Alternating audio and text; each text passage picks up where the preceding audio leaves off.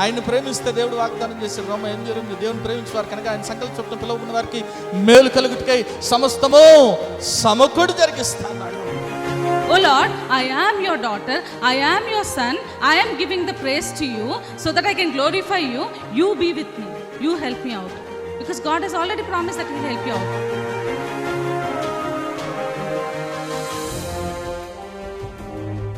ఎన్నో మార్లు ఆయన తప్పులు చేస్తూ పాపము చేస్తూ నీకు విరోధంగా నడుస్తున్న మా కొరకు నాయన, అవిధేయులైన మా కొరకు ప్రభా నాయన తండ్రి, నీవు ఆ సెలవులో వెల చెల్లించావు కదా నాయన తండ్రి. నీవు నాయన మరణాన్ని జయించడం ద్వారా, సజీవుడవటం ద్వారా నాయన ప్రభా తండ్రి యేసయ్యా, మరి నాయన మేము ఈరోజు సజీవులుగా ఉన్నాం కదా తండ్రి.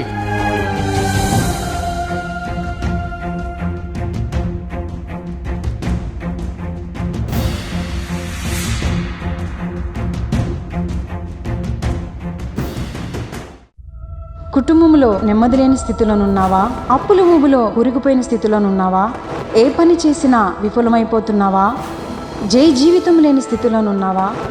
అనారోగ్యంతో అల్లాడిపోతున్నావా? తాగుడు, జూదం అనే రకరకాల సాతాను బంధకాల్లో కుటుంబ సభ్యులు ఉన్నారా? కుటుంబంలో రక్షణ లేని స్థితిలోనున్నారా?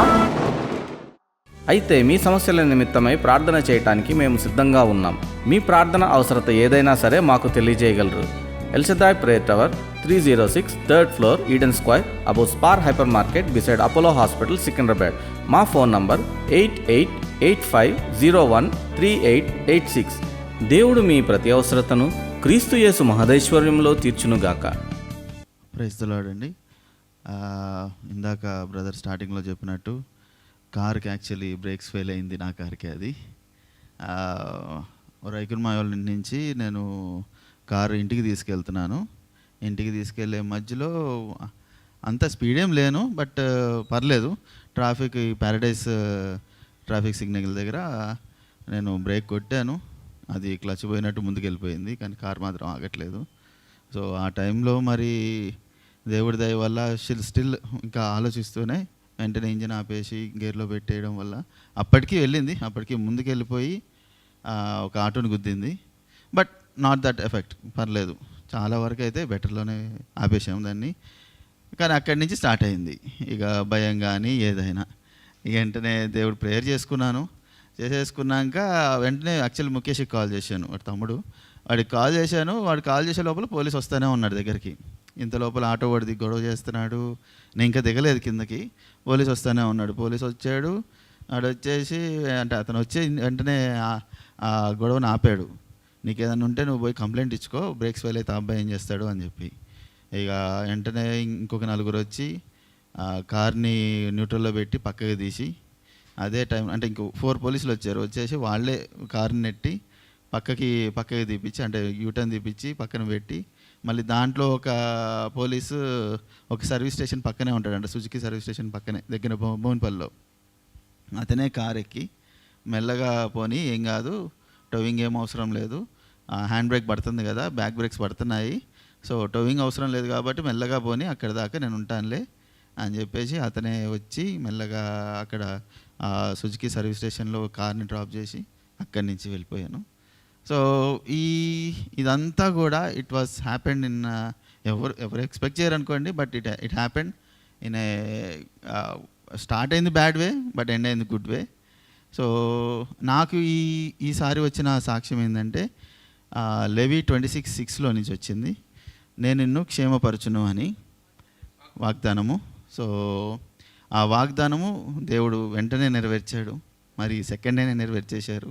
దాన్ని బట్టి నేను చాలా హ్యాపీగా ఉన్నాను. I'm very thankful to God.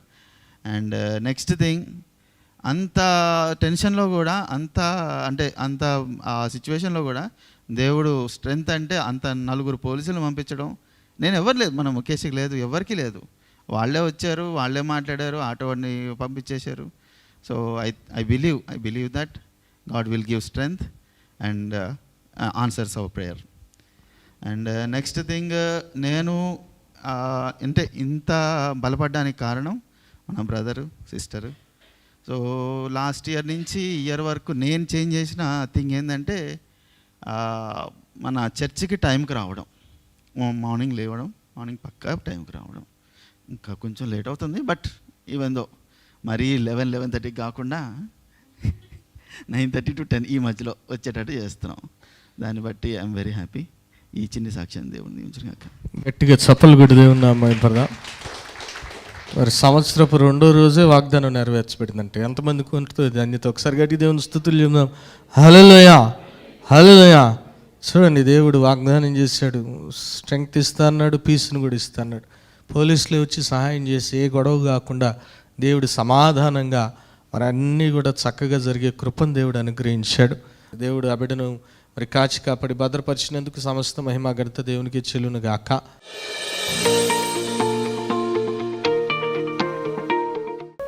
యేసుక్రీస్తు ఘనమైన నామములో మీ అందరికీ శుభములు. ఈ మధ్య కాలంలో మరి ఒక జెరాక్స్ షాప్కి వెళ్ళినప్పుడు అక్కడ ఒక కొటేషన్, ఒక స్టేట్మెంట్ రాస్తుంది.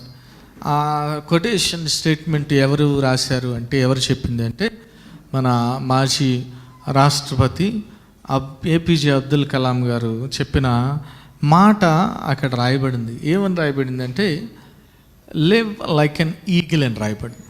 ఎట్లా బతకాలంట మనం? దేనిలాగా బతకాలంట? గద్దలాగా బతకాలంట. Live like an eagle. అందుకే ఈరోజు నా వాక్య భాగం కూడా ఈగిల్స్ అనే అంశాన్ని గురించి పంచుకోవాలనుకుంటున్నాను. చూడండి, మొట్టమొదటిగా పక్షిరాజు ఏం చేస్తుంది? ఏముంది పక్షిరాజుకున్న గుణం ఏంటి? దూరదృష్టి ఉంది. రెండో గుణం ఏంటి? గూడును ఎత్తైన చోట కడుతుంది. మనకు కూడా దూరదృష్టి ఉండాలి. రెండోది ఏముండాలి? ప్రతి పరిస్థితుల్లో కూడా మోస్ట్ హై ప్లేసెస్, ఆ దేవాతి దేవుణ్ణి మనం ఆశ్రయించే వారంగా ఉండాలి. నమ్మిన వారు ఒకసారి దేవుని స్తుతులు చెప్దాం. హల్లెలూయా, హల్లెలూయా. అంత మాత్రం కాదు, మూడవదిగా మీరు చూసినట్లయితే ద్వితీయోపదేశకాండం 32వ అధ్యాయం 10-11 వచనాలతో ఏమని రాయబడింది? అరణ్య ప్రదేశంలోను భీకర ధ్వని గల పాడైన ఎడారిలోను వాని కనుగుని ఆవరించి పరామర్శించి తన కనుపాప వలె వాని కాపాడెను. పక్షిరాజు తన గూడు రేపి తన పిల్లల పైన అల్లాడుచు రెక్కలు చాపుకుని వాటిని పట్టుకుని తన రెక్కల మీద వాటిని మోయినట్లు యెహోవా వానిని నడిపించును. ఏమైనా ఒకసారి గట్టి దేవుని స్తుతులు చెప్దాం. హల్లెలూయా. పక్షిరాజు చేసే మూడో పని ఏంటో తెలుసా? గూడు కట్టుకుంటుంది కదా ఎత్తైన చోట. ఆ గూడులో ఏముంటాయి? ఈగల్ లెట్సా అంటారు కదా, చిన్న పిల్లలు ఉంటాయి కదా, వాటిని ఏం చేస్తుంది తెలుసా? అదే రేపుతుందంట. అదే స్టిరప్ చేసి వాటిని బయటికి తోస్తుందంట. ఎందుకు? ఎగరటం నేర్చుకోవటానికి. ఏమైనా హల్లెలూయా, హల్లెలూయా. చూడండి, చిన్నపిల్లల్ని మీరు పుట్టిన తర్వాత ఒక 2 సంవత్సరాల దాకా ఇట్లే ఎత్తుకొని ఉన్నారనుకో, వాళ్ళు నడక నేర్చుకుంటారా? ఏం చేయమంటారు? కింద వదిలేనా అంటారు. కింద వదిలేస్తే ఏం చేస్తారు? వాళ్ళు నడక నేర్చుకుంటారు. ఏమైనా హల్లెలూయా. దేవుడు కూడా చూడండి, మనకు అనిపిస్తుంది ఏంది ఇంత కఠినంగా ఘోరంగా ఉంది, తల్లి తోయటమేంది కదా, తల్లి ఆ నెస్ట్లోంచి ఆ పిల్లగుడ్లను తోయటమేంది, కిందకి తోయటమేంది ఆ పిల్లల్ని అని మనకు అనిపిస్తుంది. కానీ అక్కడ అందుకే రాయబడింది, పిల్లల్ని తనేది వస్తుందంట, కిందకు వచ్చినప్పుడు తనే తన రెక్కలతో మోస్తుందంట. ఏమైనా హల్లెలూయా, హల్లెలూయా. చూడండి, ఒక పక్షిరాజు యొక్క రెక్క సుమారు 2 మీటర్లు ఉంటుందంట. ఏమైనా 2 మీటర్స్ ఉంటుంది. ఆ 2 మీటర్ల మీద తన పిల్లల్ని మోస్తుందంట. ఏమైనా హల్లెలూయా. మూడోది గుర్తుపెట్టుకోండి, దేవుడు కూడా నీ జీవితంలో శ్రమని అనుమతిస్తాడు.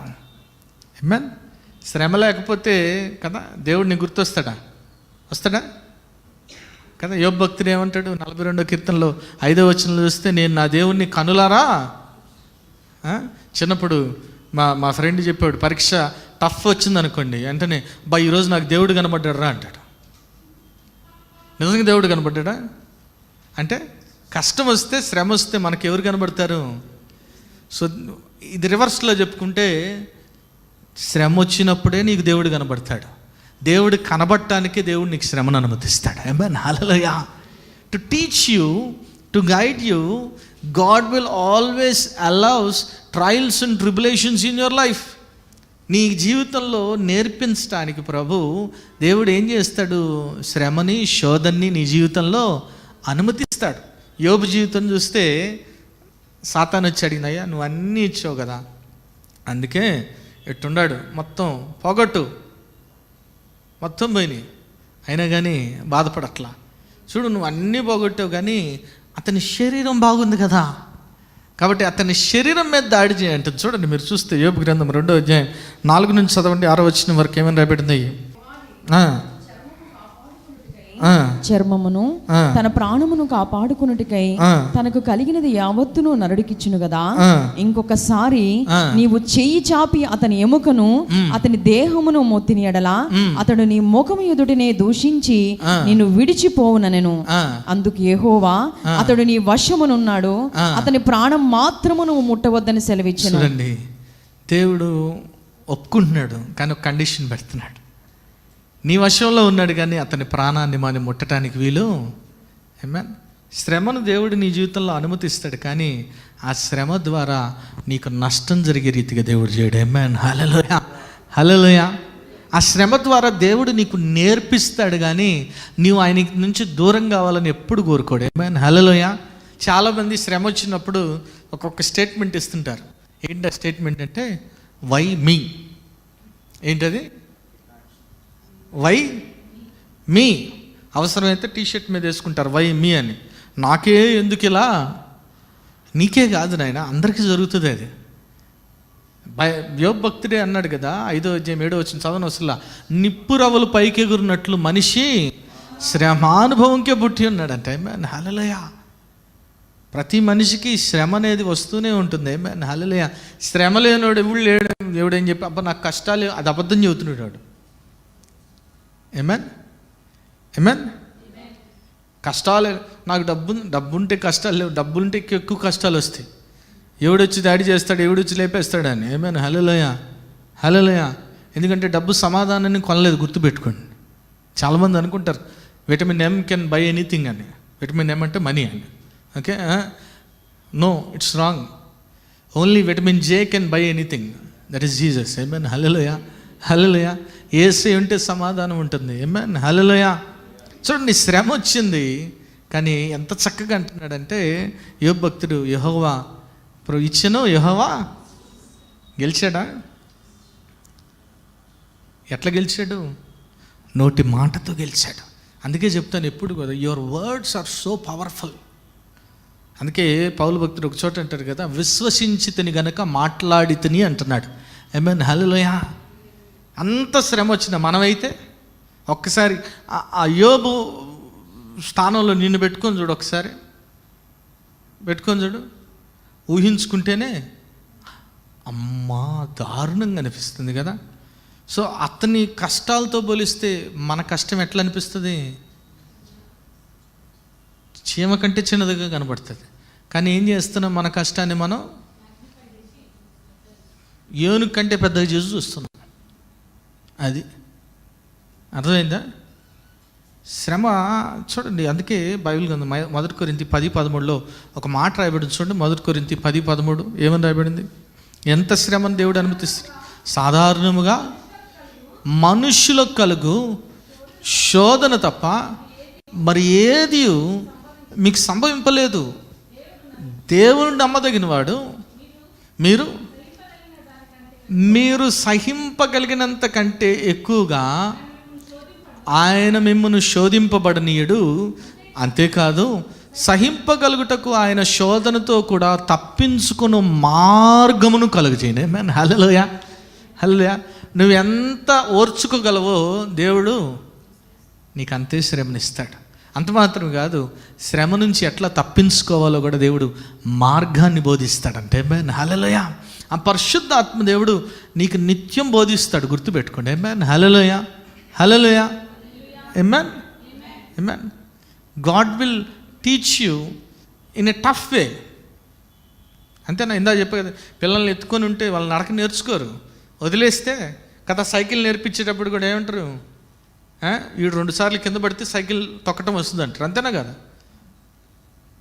Eagle also it will teach those children in a tough way. వాళ్ళ ఆ పిల్లలకు కూడా చాలా కఠినమైన రీతిగా నేర్పిస్తుంది.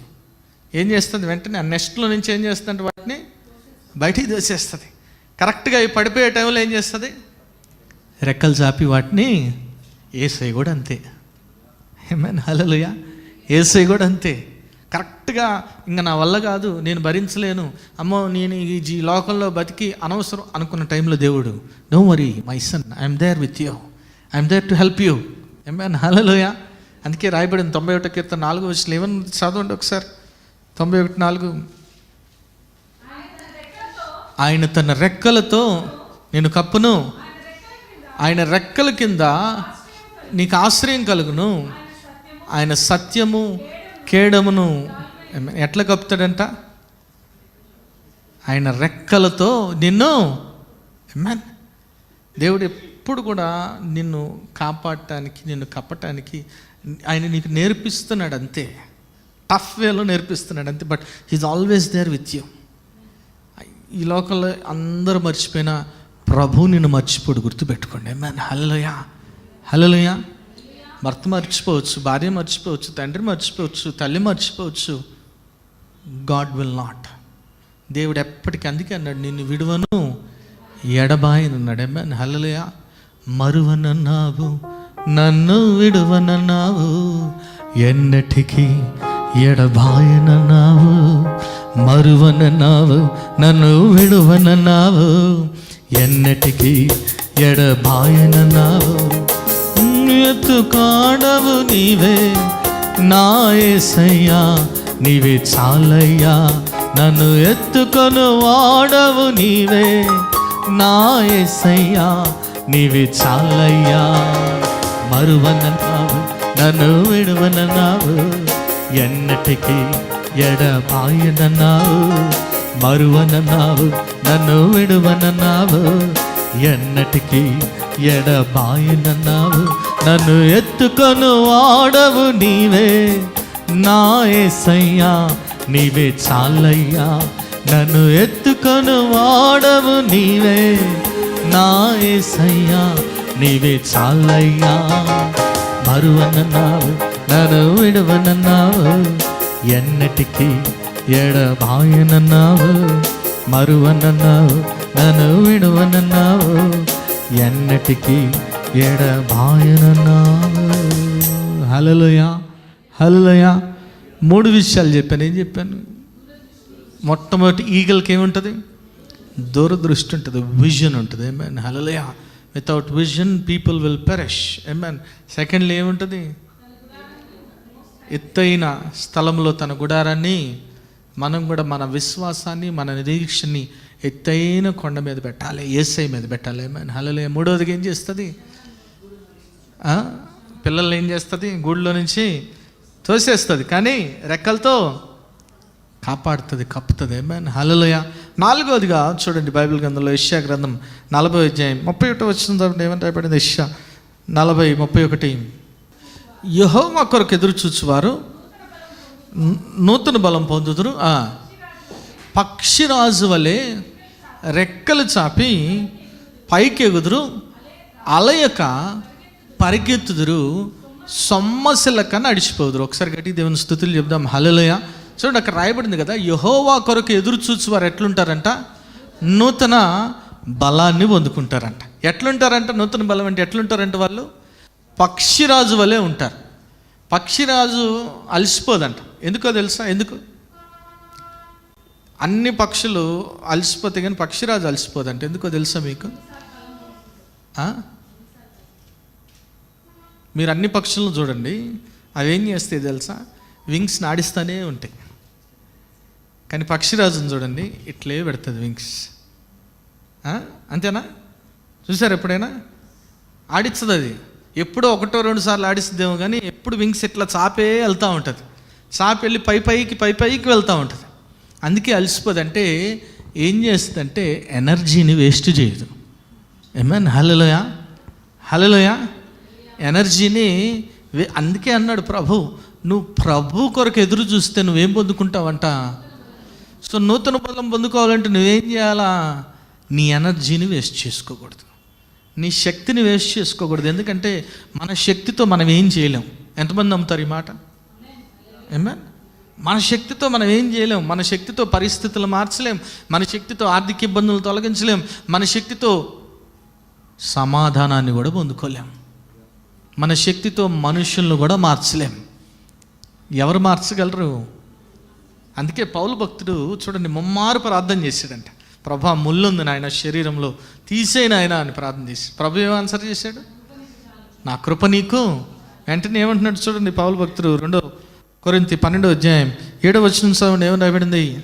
నాకు కలిగిన ప్రత్యక్షతలు బహు విశేషముగా ఉన్నందున నేను అత్యధికముగా హెచ్చిపోకుండు నిమిత్తము నాకు శరీరములో ఒక ముళ్ళు, నేను అత్యధికముగా హెచ్చిపోకుండు నిమిత్తము నన్ను నలుగుగొట్టుటకు సాతాను యొక్క దూతగా ఉంచబడెను. అది నా యొద్ద నుండి తొలగిపోవాలనని దాని విషయమై ముమ్మారు ప్రభువుని వేడుకొంటిని. అందుకు నా కృప నీకు చాలును, బలహీనత యందు నా శక్తి పరిపూర్ణమగుచున్నదని ఆయన నాతో చెప్పెను. కాగా క్రీస్తు శక్తి నా మీద నిలిచియుండు నిమిత్తము విశేషముగా నా బలహీనతల యందే బహు సంతోషముగా అతిశయింపబడుదును. ఏమన్నా ఒకసారి గట్టి దేవుని స్తుతులు చెప్దాం. హల్లెలూయా. నన్ను బలపరచువాని అందే నేను సమస్తమును చేయగలనని ఫిలిప్ 4:13 అంటున్నాడు కదా. ఒకసారి గట్టి దేవుని స్తుతులు చెప్దాం. హల్లెలూయా. దేవుని శక్తి నీలో పరిపూర్ణం కావాలంటే, నేను చాలాసార్లు చెప్పాను, దేవుని శక్తి మనలో పరిపూర్ణం కావాలంటే మన శక్తి ఏం కావాలి?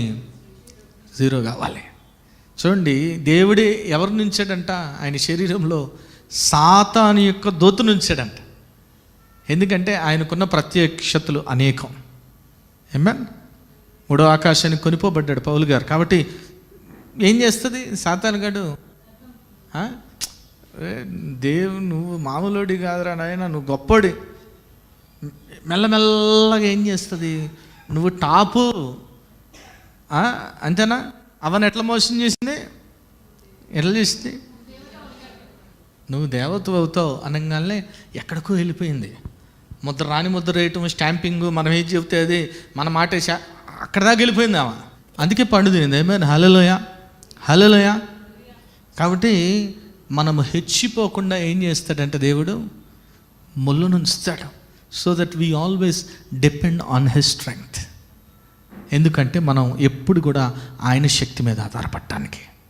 ఎందుకంటే మనం నిమిత్త మాత్రం. నాకు ఇష్టమైన ప్రార్థన ఎన్నిసార్లు చెప్పినా యెహోషాపాతు చేసిన ప్రార్థన ఏమంటాడు? అయ్యా నీవే నా దేవుడు, నా శక్తి చాలదు, నాకేమీ తోచదు, నీవేనా దిక్కు అంటున్నాడు. మనం ఒకసారి గట్టి దేవుని స్తుతులు చెప్దాం. హల్లెలూయా. నా వల్ల ఏది కాదు నాయన, ఏమీ చేయలేం. చేయగలమా? ఏమన్ చేయగలరా? ఓకే, మీకు టాస్క్ ఇస్తాను. ఎన్ని తల వెంట్రుకలు మీ తల మీద లెక్కపెట్టి? Nobody can do that. Amen హల్లెలూయా.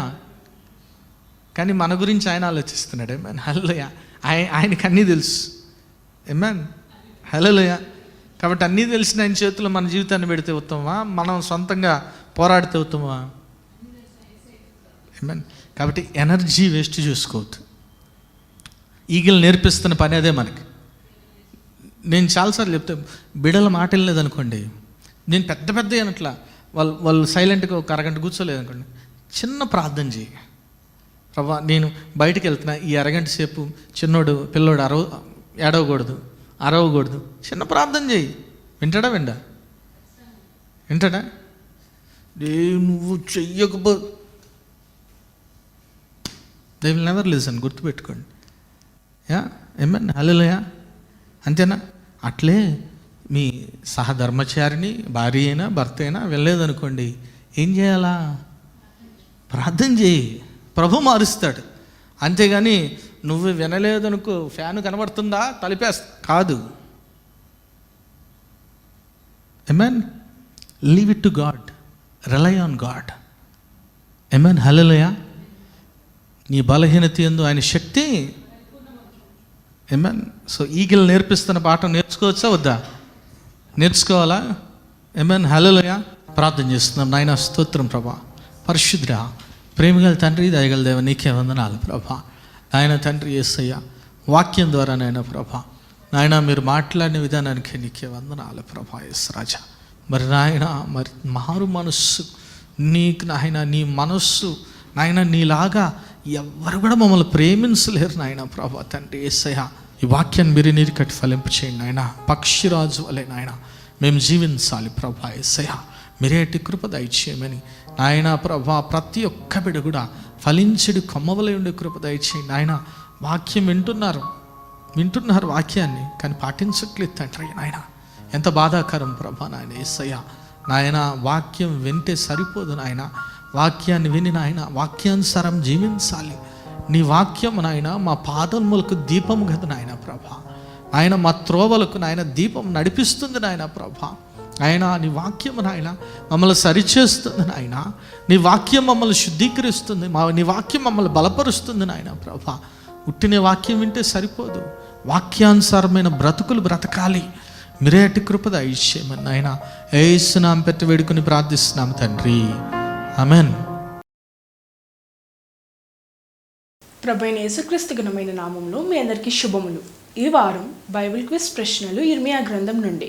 మొదటి ప్రశ్న, యెహోవాకు విరోధముగా పాపము చేసినదెవరు? ప్రశ్న మరొక్కసారి, యెహోవాకు విరోధముగా పాపము చేసినదెవరు? రెండవ ప్రశ్న, ఇశ్రాయేలీయులను మొదట భక్షించినదెవరు? ప్రశ్న మరొక్కసారి, ఇశ్రాయేలీయులను మొదట భక్షించినదెవరు? మూడవ ప్రశ్న, త్రొట్రిల్లిపోయినదెవరు? ప్రశ్న మరొక్కసారి, త్రొట్రిల్లిపోయినదెవరు? ఈ ప్రశ్నలకు గల సమాధానాలు స్క్రీన్పై చూపిస్తున్న నంబర్కు పంపగలరు. గత వారం బైబిల్ క్విజ్ ప్రశ్నలకు సమాధానాలు. మొదటి ప్రశ్నకు జవాబు దమస్కు, ఇర్మియా 49:24. రెండవ ప్రశ్నకు జవాబు బేలు, ఇర్మియా 52. మూడో ప్రశ్నకు జవాబు బబులోను విగ్రహములు, ఇర్మియా 52. ఈ వారం బైబిల్ క్విజ్ విజేత కృపారత్నం గారు ఫ్రమ్ సక్కినేటిపల్లి. కుటుంబంలో నెమ్మది లేని స్థితిలోనున్నావా? అప్పుల ఊబిలో కూరుకుపోయిన స్థితిలోనున్నావా? ఏ పని చేసినా విఫలమైపోతున్నావా? జీవితం లేని స్థితిలోనున్నావా? అనారోగ్యంతో అల్లాడిపోతున్నావా? తాగుడు, జూదం అనే రకరకాల సాతాను బంధకాల్లో కుటుంబ సభ్యులు ఉన్నారా? కుటుంబంలో రక్షణ లేని స్థితిలోనున్నారా? అయితే మీ సమస్యల నిమిత్తమై ప్రార్థన చేయటానికి మేము సిద్ధంగా ఉన్నాం. మీ ప్రార్థన అవసరత ఏదైనా సరే మాకు తెలియజేయగలరు. Elshaddai prayer tower, 306 3rd floor, Eden square, above Spar hyper market, beside Apollo hospital, Secunderabad. మా ఫోన్ నంబర్ 8885013886. దేవుడు మీ ప్రతి అవసరతను క్రీస్తు యేసు మహదైశ్వర్యంలో తీర్చునుగాక. మరి ఎవ్రీ మండే మరి ఆశ్చర్యకరమైన యేసు అనే టీవీ ప్రోగ్రామ్ జరుగుతుంది. మరి ఆరాధన ఛానల్లో ఎవ్రీ మండే ఈవినింగ్ 6 o'clock వస్తుంది. మరి చూడండి, ఇతరులకి పరిచయం చేయవలసిందిగా ప్రభు నామమున పేరట మనవి చేసుకున్నాను. అదే రీతిగా మరి యూట్యూబ్, ఫేస్బుక్ ఛానల్లో కూడా మరి ఇప్పటి వరకు అనేక ప్రోగ్రామ్స్ జరిగినాయి. మీరు చూడొచ్చు, వాచ్ చేయొచ్చు. మరి చూడండి, బలపడండి, పరిశుద్ధాత్మను పొందుకోండి. ఆమేన్.